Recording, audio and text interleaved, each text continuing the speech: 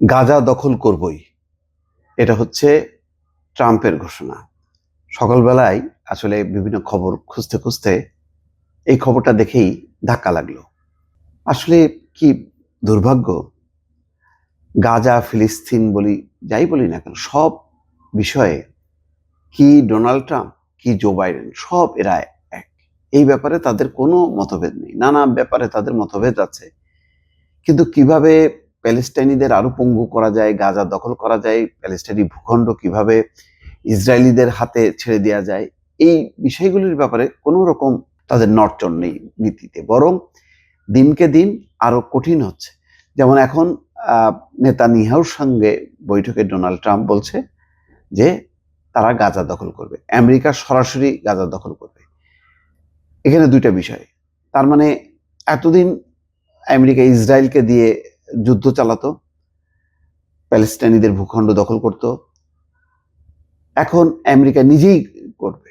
তার মানে সেখানে আরো যুদ্ধ হবে, আরো রক্তক্ষয় হবে, এবং তার পরিণতি কি হবে সেটা বোঝা যায় যে একটা ধ্বংসযজ্ঞ, একটা অনিবার্য একটা সংঘাত, এবং এটা প্রলম্বিত হচ্ছে। মুসলিম বিশ্বের জন্য দুঃসংবাদ আরো ঘনীভূত হচ্ছে। এই দুঃসাহস কেন দেখাচ্ছে জানেন? যেমন দেখেন, শুল্ক ঘোষণার পর যেভাবে কানাডা, যেভাবে মেক্সিকো, চীন রিয়াক্ট করেছে, ট্রাম্পের এই ঘোষণার পর আরব বিশ্ব নীরব থাকবে। এই কারণেই তারা আরো উৎসাহিত হচ্ছে। যেখানে নেতানিয়াহুকে ডেকে নিয়ে এই যুদ্ধের কৈফিয়ত চাওয়া উচিত ছিল। যেমন দেখেন আজকে খবরটা কি, খবরটা হলো এই যে 40,000 43,000 হিসাব করা হতো, এখন গাজাতে যখন কি তারা ঘর বাড়িতে ফিরে গেল ফিলিস্তিনিরা, তখন দেখা যাচ্ছে যে প্রতি ধ্বংসস্তূপের নিচ থেকে মৃতদেহ বেরোচ্ছে, এবং সেই মৃতদেহের সংখ্যা 63,000 ছাড়িয়ে গেছে।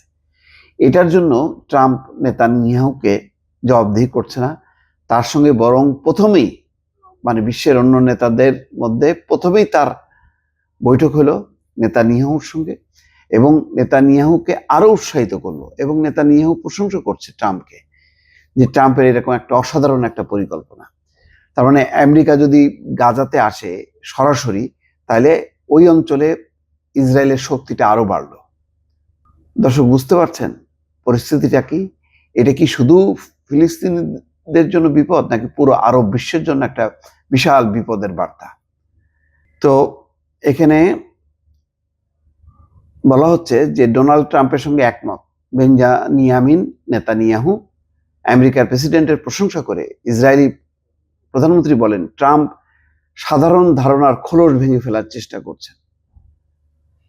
হ্যাঁ, গাজা ভূখণ্ড দখল করে নেবে আমেরিকায়, বুধবার এমনই ঘোষণা করলেন আমেরিকার প্রেসিডেন্ট ডোনাল্ড ট্রাম্প। শুধু তাই নয়, গাজাকে অর্থনৈতিকভাবে শক্তিশালী করে তোলার কথাও শোনা গেল ট্রাম্পের কণ্ঠে। তিনি জানান, ইসরায়েলি এবং প্যালেস্টাইনিদের সংঘাত এতদিন আমেরিকা যে নীতি নিয়েছেন তা ভেঙে দেবেন। বেঞ্জামিন নেতানিয়াহু অর্থাৎ ইসরায়েলের প্রধানমন্ত্রী এখন আমেরিকা সফর করছেন। মঙ্গলবার তার সঙ্গে বৈঠক করেন ট্রাম্প। স্বভাবতই সেই বৈঠকে আলোচনার অন্যতম বিষয় ছিল ইসরায়েল হামাস যুদ্ধ পরিস্থিতি।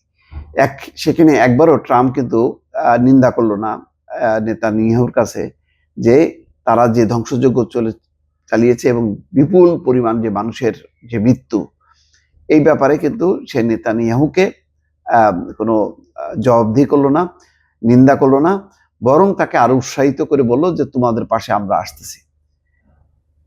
বৈঠকের পর নেতানিয়াহু এবং ট্রাম্প যৌথ সাংবাদিক বৈঠক করেন। সেখানে গাজা দখলের হুঁশিয়ারি দেন আমেরিকার প্রেসিডেন্ট।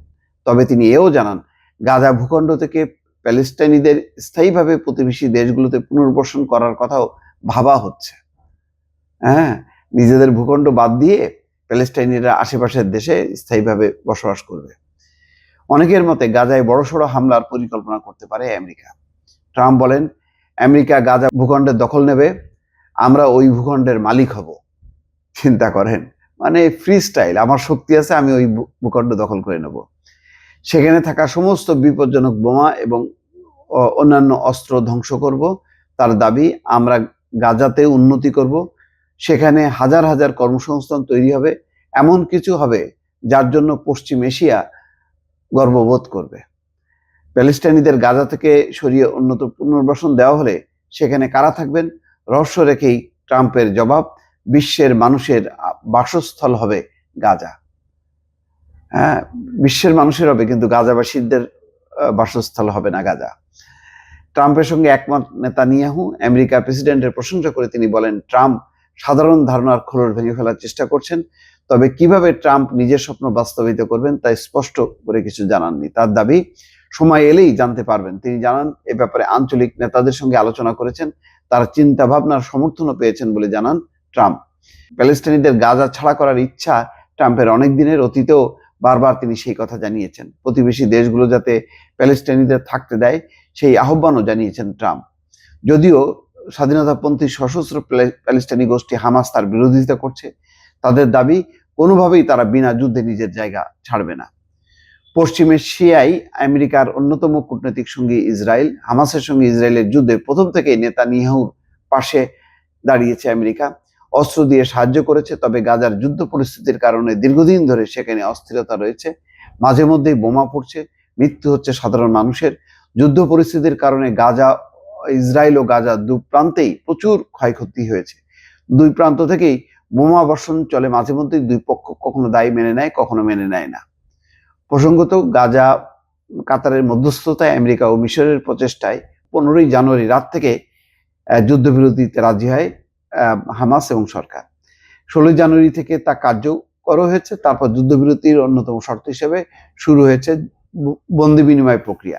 সেই সঙ্গে বিভিন্ন এলাকায় ধ্বংসস্তূপ সরিয়ে নিহতদের দেহের সন্ধানও শুরু হয়েছে।